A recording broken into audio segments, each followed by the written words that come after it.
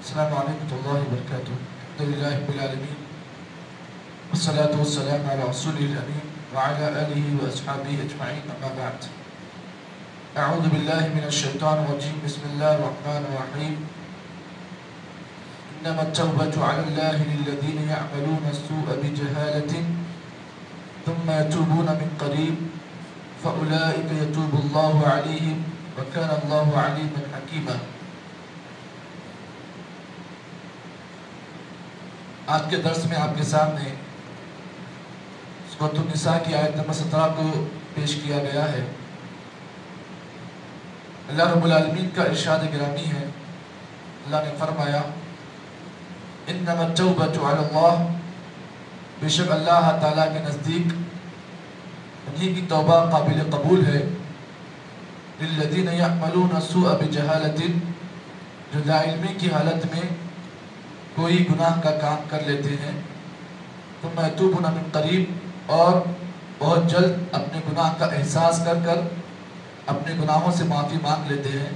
اللہ نے کہا اولئک یتوب اللہ علیہم، اللہ تعالیٰ ایسے ہی لوگوں کی توبہ قبول کرتے ہیں.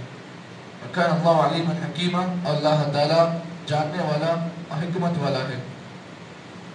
قرآن مجید کی آیت میں اللہ رب العالمین نے اس بات کو بیان کیا کہ اگر کوئی آدمی واقعی معنی میں اپنے گناہ سے اللہ تعالیٰ سے معافی مانگنا چاہتا ہے تو اس کے لیے ایک اصول بیان کیا گیا ہے. اصول یہ ہے کہ جب بھی آپ سے گناہ ہو جائے، لا علمی کی حالت میں، کم علمی کی حالت میں، یا آپ جان بوجھ کر انجانے میں آپ کوئی گناہ کر لیتے ہیں، اس کے بعد پھر آپ کو گناہ کا احساس ہوتا ہے. اور یہ احساس گناہ بہت اہم چیز ہے. اور یہ احساس گناہ صرف مومن کے اندر آ سکتا ہے. مومن جب گناہ کرتا ہے تو وہ احساس گناہ اس کے اندر ہوتا ہے. تو اللہ نے کہا اگر کسی آدمی کے اندر احساس گناہ اگر آ گیا اور بندہ احساس گناہ کو محسوس کر کر بہت جلد اپنے گناہ سے معافی مانگ لیتا ہے، اللہ نے کہا یاد رکھو اولئک یتوب اللہ علیہم، اللہ تعالیٰ ایسے ہی لوگوں کی توبہ قبول کرتے ہیں. قرآن مجید کی بے شمار آیتوں میں اللہ رب العالمین نے یہ بات بیان کی کہ گناہ ہونے کے بعد انسان کو اللہ کی ذات سے نا امید نہیں ہونا چاہیے، کیونکہ اللہ تعالیٰ جہاں پر گناہ کو معاف کرنے والا ہے وہیں پر اللہ رحم کرنے والا بھی ہے. اللہ رب العالمین نے فرمایا قل یا عبادی الذین اسرفوا علی انفسہم لا تقنطوا من رحمت اللہ. اے نبی آپ کہیے یا عبادی الذین اسرفوا علی انفسہم، اے میرے بندو جنہوں نے گناہ کر کر اپنے نفسوں پر ظلم کیا ہے، لا تقنطوا من رحمت اللہ، اللہ کی رحمت سے مایوس مت ہو. ان اللہ یغفر الذنوب جمیعا، اللہ تمہارے تمام گناہوں کو معاف کرے گا. انہ هو الغفور الرحیم، کیونکہ وہ اللہ تعالیٰ جہاں پر رحیم ہے وہیں پر وہ اللہ غفور بھی ہے. معلوم یہ ہوا کہ انسان اگر گناہ کر کر گناہوں کا احساس اگر اس کے اندر آ گیا، یاد رکھیے اللہ فرماتے بندو تمہارے گناہ کتنے بھی کیوں نہ ہو، اگر زمین بھر کر کیوں نہ ہو، سمندر کے جھاگ کے برابر کیوں نہ ہو، لیکن اگر تمہارے اندر احساس آ جائے کہ اللہ تعالیٰ میرے گناہوں کو معاف کرنے والا ہے، اگر یہ گناہ کا احساس تمہارے اندر آ جائے تو اللہ نے کہا یاد رکھو ہم تمہارے گناہوں کو معاف کریں گے، چاہے تمہارے گناہ ایک ہو تمہارے گناہ بہت سارے ہوں. اللہ فرماتے ہیں کیونکہ ہم تمہارے اوپر غفور ہیں، ہم تم پر رحیم ہیں. معلوم یہ ہوا کہ انسان کو چاہیے گناہ کرنے کے بعد احساس گناہ اس کے اندر ہونا چاہیے، اور جہاں پر احساس گناہ ہو وہیں پر اللہ کی ذات سے بندہ مایوس نہ ہو، کیونکہ مایوسی یہ مومن کے شان کے لائق نہیں ہے. مومن کبھی مایوس نہیں ہوتا، کیونکہ مایوس اللہ کی ذات سے وہی ہوتا ہے جو گمراہ ہوتا ہے، اور جو یا کافر ہوتا ہے وہی اللہ کی ذات سے مایوس ہوتا ہے. لیکن مومن کبھی بھی اللہ کی ذات سے مایوس نہیں ہونا چاہیے. یہاں پر اس مسئلے میں آپ کے سامنے حدیث قدسی پیش کروں جس کے میں مسلم نے صحیح مسلم میں روایت کیا، اللہ کے رسول صلی اللہ علیہ وسلم فرماتے ہیں شیطان اللہ تعالیٰ سے جب اللہ تعالیٰ اسے اپنی بارگاہ سے دور کر رہے تھے تو شیطان نے اس وقت اللہ تعالیٰ سے یہ بات کا وعدہ کیا، کہا اے اللہ اس بات کو تو یاد رکھ، تیرے عزت کی قسم میں تیرے بندوں کو برابر بھٹکاتے رہوں گا، انہیں میں صراط مستقیم سے گمراہ کروں گا جب تک ان کے جسموں میں روح ہے، سانس ہے، انہیں برابر بھٹکاتا رہوں گا۔ اللہ نے کہا اے شیطان اس بات کو جان لے، جب تو اپنے میرے بندوں کو بھٹکانے والا ہے، یہاں پر میری ایک بات تو یہ بھی سن لے، جب تک میرے بندے مجھ سے اپنے گناہوں کی معافی مانگتے رہیں گے میں برابر ان کو معاف کرتا رہوں گا۔ تو برابر تیرا کام کرنا ہے کر، تیرا کام بھٹکانا ہے بھٹکا، لیکن تو یہ بات بھی یاد رکھ کہ میں ان کا رب ہوں، جب تک میرے بندے مجھ سے معافی مانگتے رہیں گے میں برابر ان کے گناہوں کو معاف کرتا رہوں گا۔ اللہ اکبر، ایسا ہمارا رب ہے۔ دیکھیے یہ اللہ کا وعدہ ہے۔ شیطان نے اللہ سے وعدہ کیا کہ جب تک ان کے جسموں میں سانس ہے، ان کے جسموں میں روح ہے، برابر میں ان کو بھٹکاتا رہوں گا۔ اللہ نے کہا تو تیرا کام کرنا ہے کر لے، لیکن یہ بات بھی سن لے میں ان کا رب ہوں، جب تک ان کے جسموں میں سانس ہے، جب تک ان کے جسم میں روح ہے، میں برابر ان کے گناہوں کو معاف کرتا رہوں گا۔ یہاں پر آپ اس بات کو جان لیں، گناہوں کے مسئلے میں 4 چیزوں کا ہونا بہت ضروری ہے۔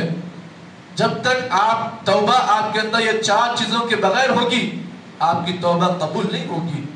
یہ 4 چیزیں توبہ کی قبولیت کے لیے بنیادی شرط ہیں۔ یوں سمجھیے کہ توبہ کی قبولیت ان 4 چیزوں کے بغیر نہیں ہو سکتی۔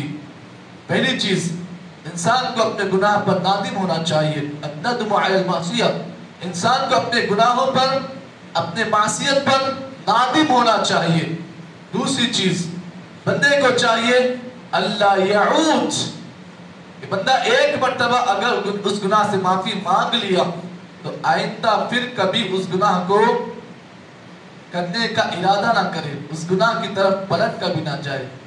تیسری چیز، الاقلاع عن المعصیہ، آدمی کو اللہ کے سامنے توبہ کرنے سے پہلے یہ بات اللہ تعالیٰ کے سامنے کرنی ہوگی کہ اللہ میں اب آج کی تاریخ سے اس گناہ کو آئندہ نہیں کروں گا۔ گناہوں سے اپنے آپ کو پورا پاک و صاف کر کے آپ توبہ کریں۔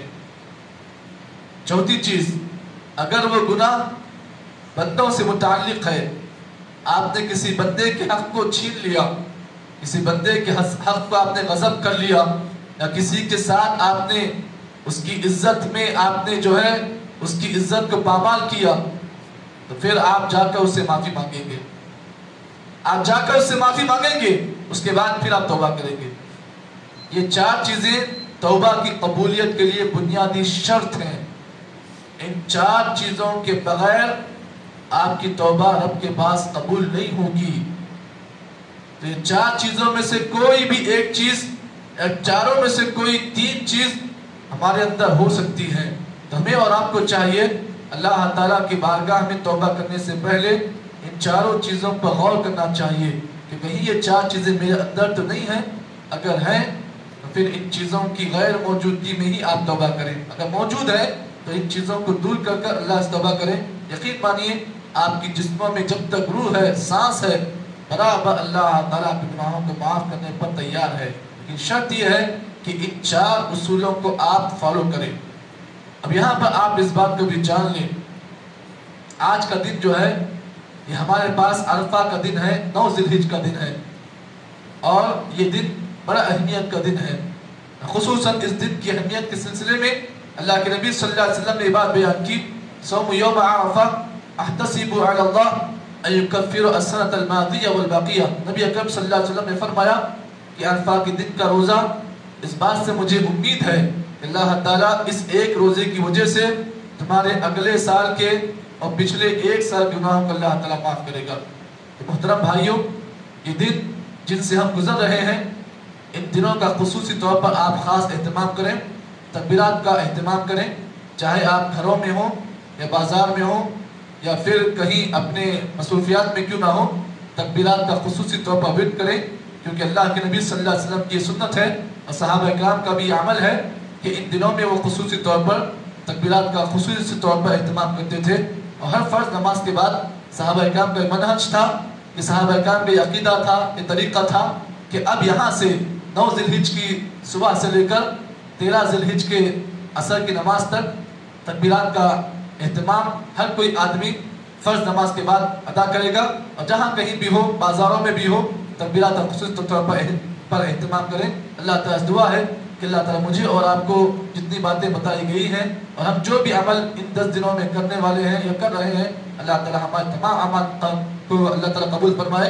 अल्लाह ताला हम तमाम को इन दिनों की अहमियत को जानकर इसमें नेक अमाल करने की तौफीक अता फरमाए। सुब्हानल्लाहि बिहम्दिही सुब्हानल्लाहि व बिहम्दिही अशहदु अल्ला इलाहा इल्ला अंत नस्तगफिरुका व नतूबु इलैक।